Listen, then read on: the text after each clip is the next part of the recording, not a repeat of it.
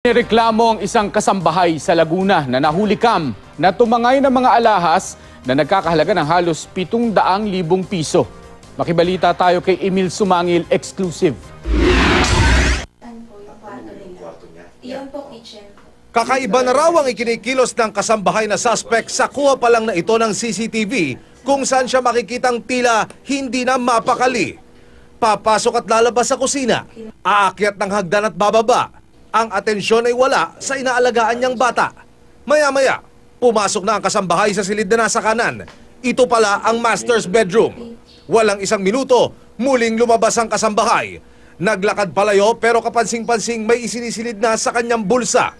Nagpalit ng damit ang kasambahay, saka dumaan sa backdoor.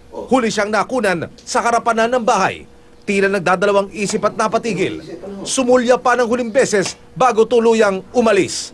Ang babaeng nahulikam ay ang all-around maid na si Bernadette Seville, 24 anyos, tubong Bungabong, Oriental, Mindoro.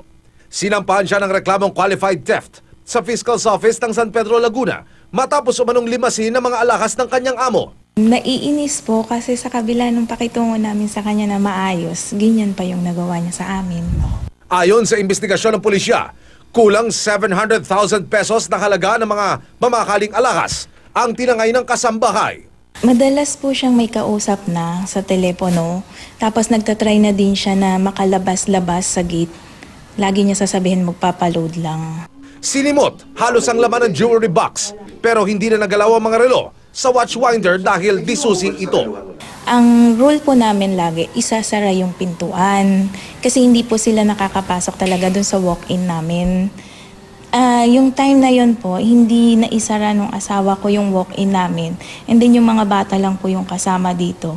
Hindi raw nakikipagtulungan maging ang mga magulang na suspect na ang puntahan ng mga dating amo ni Seville.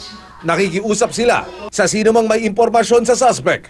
Makipag-ugnayan sa kanila sa telepono bilang 0928-552-1043. Kailangan na talaga na mas maging strict tayo sa limitations ng mga helpers natin sa loob ng bahay.